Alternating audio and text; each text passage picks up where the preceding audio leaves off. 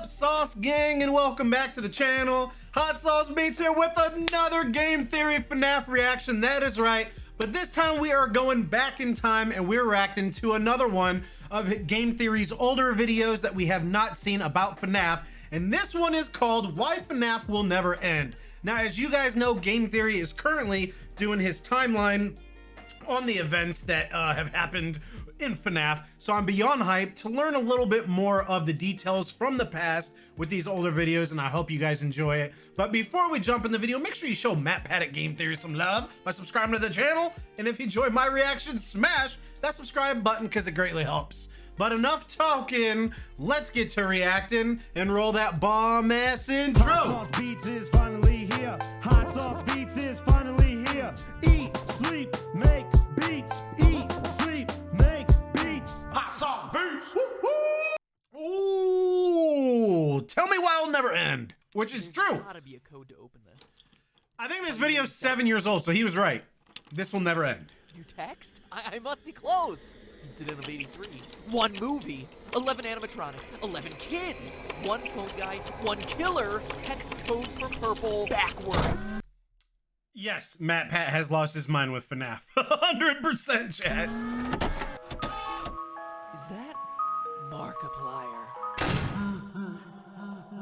Yes, Matt Pat. It was me. It was me the whole time. Whoa, whoa, whoa, whoa, whoa, whoa, whoa, whoa, whoa. Why is... What? What? You guys didn't tell me this! Markiplier's on this? Or is it just like a little cameo? And that was Warfstache, by the way. Mother-loving Warfstache! Indubitably. And that's no theory. That's my boy! Bro, this is full of surprises.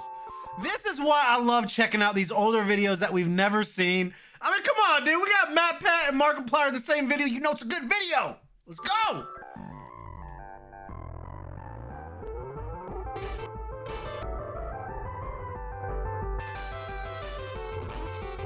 Bro, that is creepy. That is super creepy. Hello, Internet! Welcome to the Five Nights at Freddy's podcast. Oh, sorry, I mean Game Theory. Game Theory!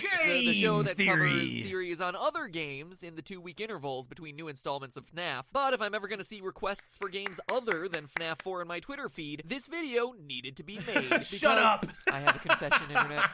You can't talk about any other game than FNAF. Shut up! I made a mistake in my last FNAF video. Not in my research, mind you. My conclusion that this kid scientifically could not be the Bite of 87 victim was actually 100% right, both scientifically and, as you've been eager to point out, lore-wise. No, I was wrong in calling this the Bite of 87. Oh, yeah, I'm man that's enough the to admit 83. my mistakes. Hey, right? That's why they're called theories after all, right? Anyway, in this case, Scott was sure to let me know my error in his first comment on any of my videos on the franchise to my knowledge, which was really exciting, but it did leave me wondering, should I feel Overlooked a honored crucial or detail. trolled? And let me just say, because you were asking, I didn't delete that comment. I only delete comments from game theorist bots. No, I don't want your free PSN codes, okay? So I guess Scott must have deleted it himself. Maybe there was a typo.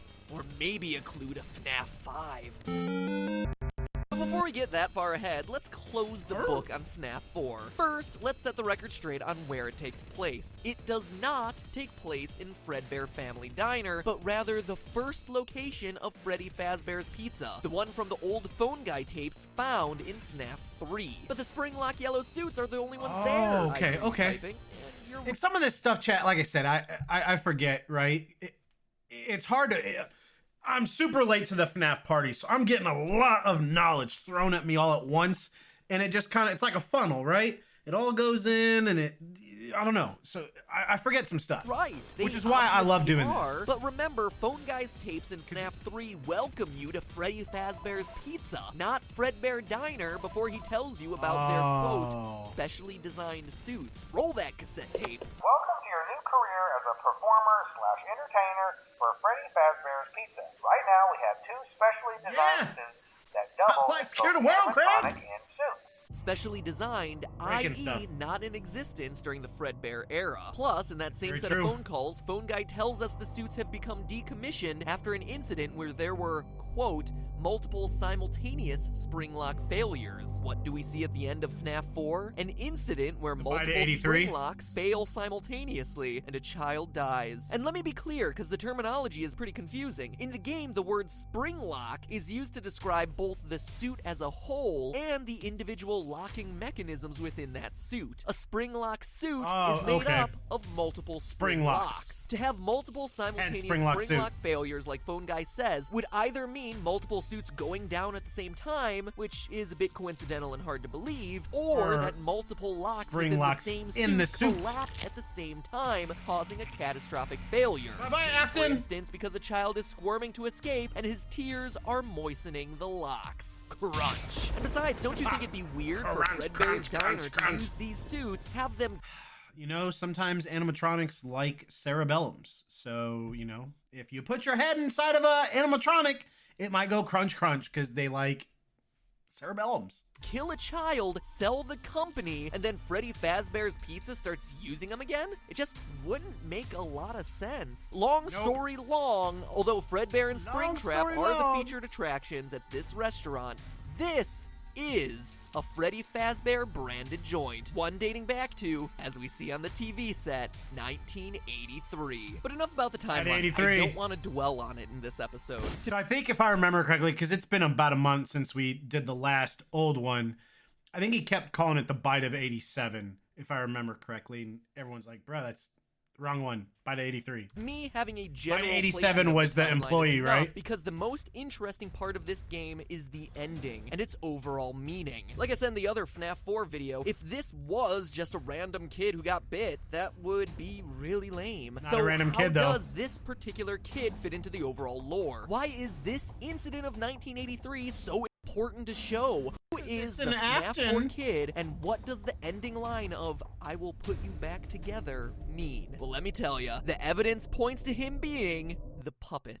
Let's look at the evidence. First, many have pointed out the streaming tears down the kid's face, which mimic the tears down the puppet's mask. Okay, sure, that was good evidence when we first saw them in Now, FNAF. I forget. We don't know any lore about Afton yet, correct?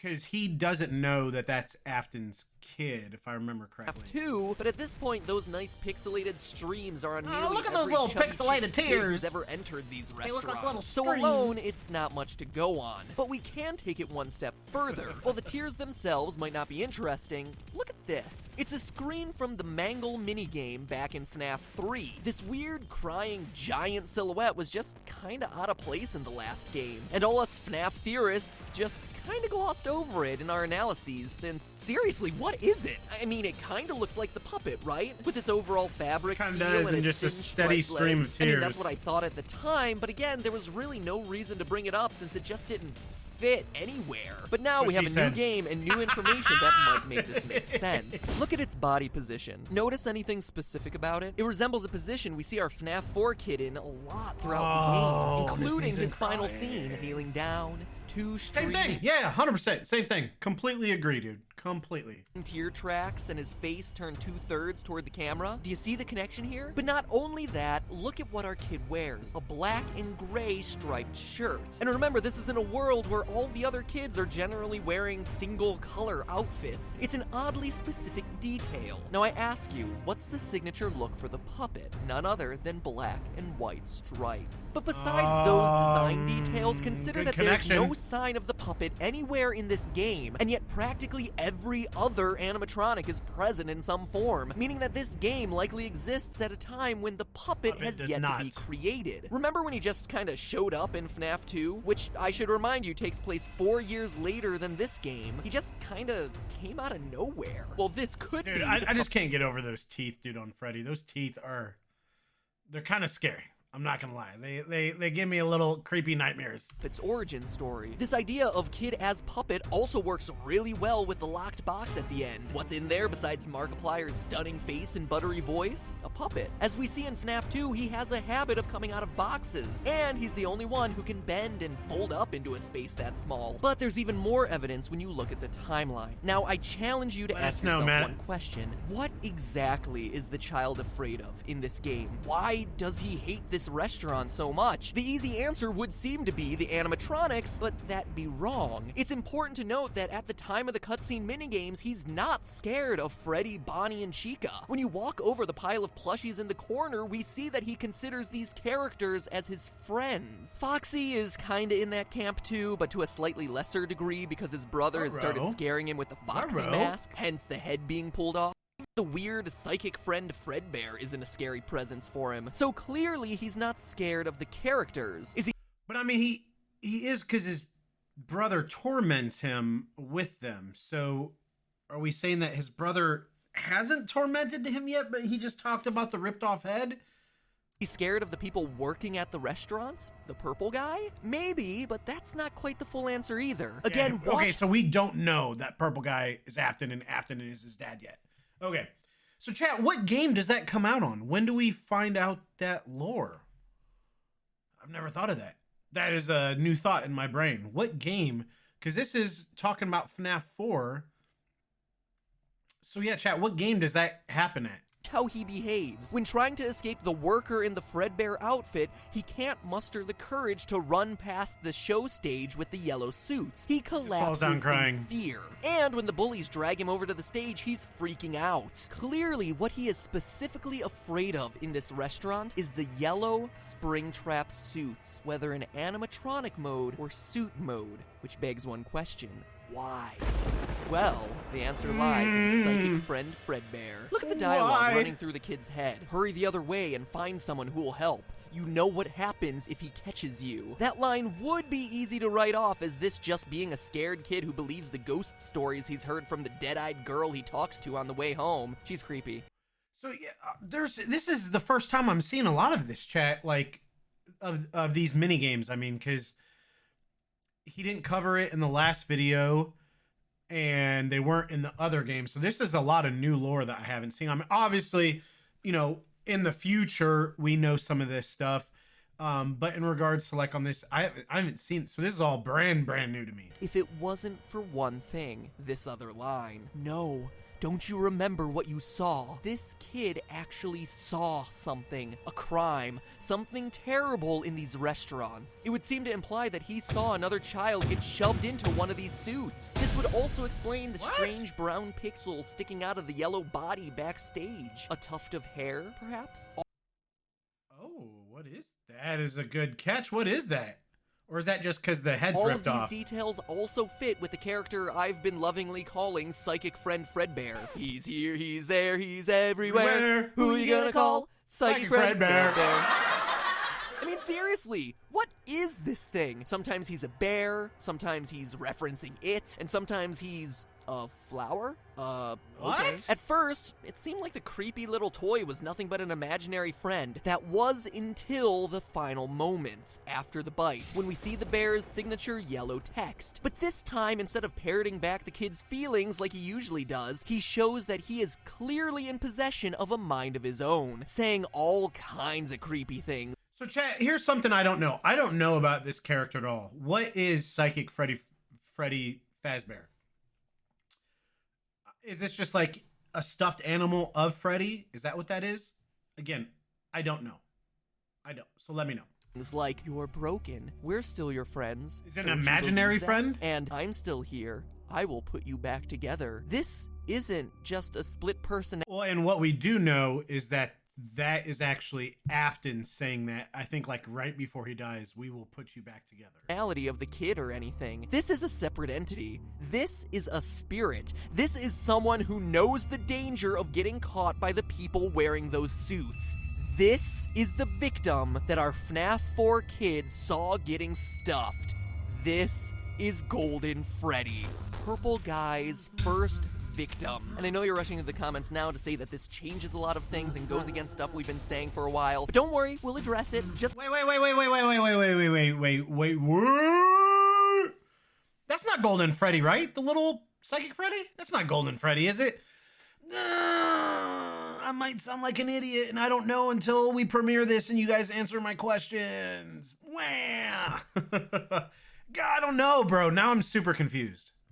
get excited. We've pinpointed the identities of our two most mysterious animatronics. This is an awesome revelation from an evidence standpoint, but to be honest, it's a little disappointing from a storytelling standpoint. Here's why. We humans all have a proven psychological need to complete things. This need is called unimaginative. Finish him! Mortal Kombat! We want to fill in the blanks in the stuff around us so that the world makes sense and we feel in control. It's the biggest psychological reason why you want to beat a game, or even just an individual level. You know how you just can't stop and save in the middle of a level? You have to play until it's done. This is the reason why. Weirdly enough, it's even the reason why it's so hard to leave just one slice of cake, outside of sheer deliciousness, or leave out the last two pieces of a puzzle. I mean, even just looking at it on the screen, Earl just put the piece. It is. It's giving me anxiety right now. Let's do it. Just finish the last two. Just animate the pieces to move over into the open slots, and I beg you, just finish the last. Thank you. This isn't just you being OMG, I'm so OCD. It's actually because the brain is wired to respond to knowing when you're done with a task. The brain can now take the mental energy it was. And this is where we're getting some science. I love this. I love when MatPat does this. Like, he could just talk about lore and not give us little extra details, but that's what he does. He gives us some science, and he's like, yeah, this is why, because your brain tells you to. Using to focus on. However, when you get bit and part of your cerebellum goes bye-bye, it doesn't happen anymore. That activity and use it on something else. But what happens if you don't finish that piece of cake? Or if you walk away from a game right before beating the level? Your brain can't put that activity away because it's still not finished. You literally continue to spend mental energy on it in the background, even when you're doing other things. As long as there are unknowns, your brain can't feel in total control and can't let things go. And whether he knew this when creating the first Fnaf game or not, Scott Cawthon has done an amazing and infuriating job of creating a story that looks like it goes one way, but also looks like it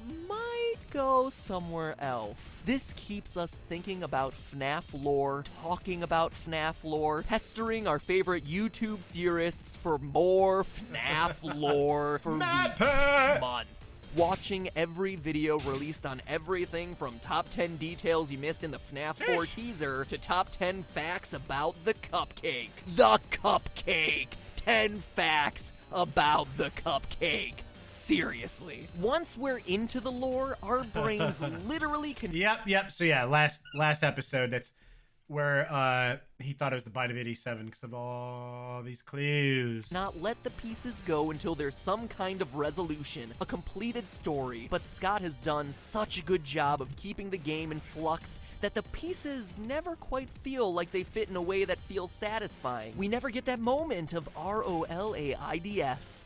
That spells relief. So we want the pieces of the puzzle to fit together cleanly, and the problem with FNAF is that while there's plenty of evidence for the story to go one way, there's also evidence for it going somewhere else. Try this one on for size. Well, there's a lot of evidence for the kid in FNAF 4 being the puppet, and I'd bet my bottom dollar that that's the solution that Scott intended. From a storytelling standpoint, more pieces actually fit together if the FNAF 4 kid becomes Golden Freddy and not the puppet. This would make our first victim, the one our FNAF 4 kid sees get killed, the puppet, like we've been hypothesizing since FNAF 2. Suddenly, you have a group of 5 kids celebrating a birthday, one kid associated with each animatronic, with the one representing Golden Freddy being the odd man out. And this scenario perfectly mimics the FNAF 3 good ending with the Happiest Day minigame, where 5 souls from 5 kids, each representing a different animatronic, reunite to celebrate a birthday that never really happened. It actually creates a beautifully bookended story of redemption and forgiveness, a reunion of brothers. And yeah, I know the complaints. Don't get me started about the size of the kids being different. They're the spirits of dead children in an 8-bit minigame, okay? Literalizing the sizes seems to be a bit of a stretch. And it goes even further than that. In the FNAF 2 Give Gifts minigame, the puppet gives life to the dead children, with Golden Freddy as the odd man out who doesn't get a mask and does a ghostly jump scare at the end. That would... But Dude, now I'm getting confused to watching this. I'm getting confused to watching this, chat. So if the puppet is the first... So is the puppet... The puppet's the first person that died, right? It's not Michael. It's not the son. Right? Because the puppet, just like it's showing right here in the minigame, is the one that gave the life to the other ones. So the puppet is the first person that died. I'm confusing myself now, dude. Reflect the 4 bullies getting killed in the pizzeria by Purple Guy in response to this incident, while the one, Golden Freddy, dies somewhere else, like a hospital bed. I mean, we do see the IV and pills and flowers, and as a result, that's why the puppet, the first victim, is able to reach those 4 kids' souls and save them, while Golden Freddy has to behave like a ghost. It also gels with the idea that the Take Cake minigame represents the first victim at the first location, and why the puppet is always the jump scare. The kid. What was the partner? I forget his name. Kenny, Jimmy, Timmy, Wimmy, Lemmy, Lenny? I don't know, but yeah. Poor girl. Because he's the kid we've just watched get killed. So a lot of storytelling pieces fit together, but at the end of the day, that leaves us with too many questions about why Golden Freddy is talking to our FNAF 4 kid. A spirit needs to be inhabiting that bear for the story to make sense. And Scott certainly put in plenty of evidence that... Dude, and this is another reason why I really enjoy watching these, because some of this stuff isn't covered in the timeline. So unless if you've seen all of these videos, there's a lot of lore or theories that you're missing out on. However, in my case, since I see new videos like the FNAF timeline and then I see some of this older stuff that doesn't have all the lore available yet, it gets confusing because a lot of these older theories MatPat isn't correct on because the correct lore isn't available yet. Us to believe that the FNAF 4 kid is the puppet. The FNAF 4 kid needs to have seen a tragic, scary incident to make him fear the restaurant, which means he can't have been the first kid to have been killed. In short, the challenge here is that you have a choice. There's more evidence for our He's FNAF just 4 traumatized kid because the brother becoming puppet, picks on him. but the resulting story is more satisfying for him to become Golden Freddy. And either side leaves you wanting more, because not all the evidence works in either scenario. And that is the true secret to FNAF. The completion principle demands that we get answers, that the scraps of evidence across the 4 games come. Hence why this game has plagued, not necessarily plagued, but so many people have been addicted to this. I mean, this is made, I think MatPat has 80 videos on this or something like that. Markiplier, a lot of videos. Cause it's a game theory. Come together cleanly. But if and when they do, our brains will just be able to move on and forget about it, making it just another game that we played and is collecting dust on our shelf, or taking up memory space in our Steam account, I guess. In the meantime, good on Scott for making sure FNAF is always on our minds. He didn't do it by giving us endless levels or a whole bunch of stuff to complete. He did it just by making sure the pieces that are there are never quite enough. So GG, Scott. GG. And GG to all of you too, theorists. All of us. GG. For trying to complete the story and solve the mysteries. I may complain about it, but honestly, I've been having a blast. It's like the Gravity Falls of video games. It's been my I've never seen Gravity Falls. I know. You guys are gonna let me know. I've never. Honor to work with all of you on this quest over the last year, and I look forward to trying to continue the quest in the year to come. Oh, you will. In fact, since this You has been will, a video brother. many of you have been waiting for a long time, now that it's finally out, this Thursday at 4 o'clock p.m. Pacific time, I'll be live streaming right here on the Game Theorist channel, answering all the remaining questions you have about the FNAF franchise. Can we go back Touching in on time? things I didn't get to cover in this episode, like the presence of Mangle in FNAF 4, while also looking at some of the theories that you've been submitting to me over the last year. So if you have a question you want answered or a theory you want addressed, between now and Thursday at 4 o'clock p.m. PST, tweet me at MatPatGT with the hashtag GTLive. It just helps me sort things. I'll be reading your burning questions and answering them to the best of my ability, and who knows, we may even be able to get a special guest or two in here. So remember, that's right here on the Game Theorist channel, Markiplier Thursday on there? at 4 o'clock p.m. Pacific time. And to get you ready, welcome back to the Super Amazing End Card Tournaments, where I want to know, do you think the FNAF 4 kid is the puppet or Golden Freddy? Simple as that. You've heard the arguments for both. I'm confused now. Watching this got me confused because I think it's. Yeah, I don't think he's the puppet, right? And I know. Oh my God, you guys are gonna roast me in the comments, bro. because now I got myself confused. Both sides. Click on one to choose. I'll let you know which side won on Thursday's live stream, and it'll all be our way of letting Scott know how we want this story to take shape. But remember, that's just a theory. A game theory. Thanks Let's for go. Let me bring you in, chat. Dude, oh my God, this is gonna bug me. So I need to put some music on and talk to you while I look this up. So, dude, and again, this is like a gift and a curse of watching. So Fnaf crying child is who?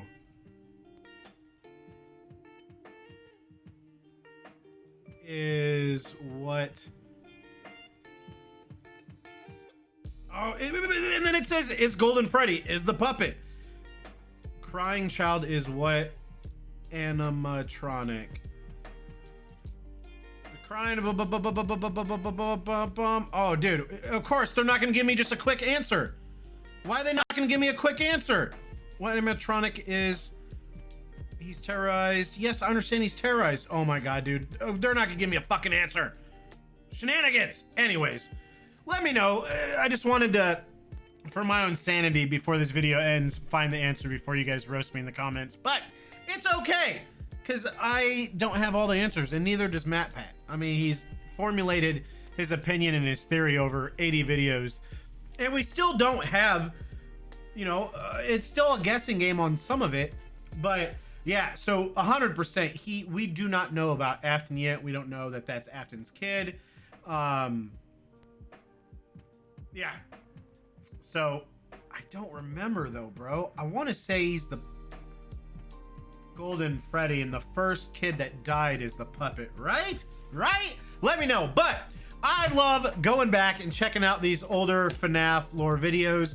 Again, there's just so much that isn't covered because he can't cover everything in the new timeline.